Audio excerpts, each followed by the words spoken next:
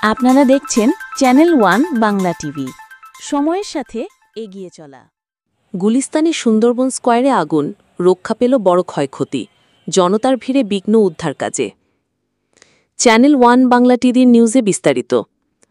গুলিস্তানের প্রাণকেন্দ্র সুন্দরবন স্কয়ার সুপারমার্কেটের ৫ তলায় হঠাৎ আগুন লাগার ঘটনা ঘটেছে, তবে আতঙ্কে সেই আগুন এখন পুরোপুরি নিয়ন্ত্রণে।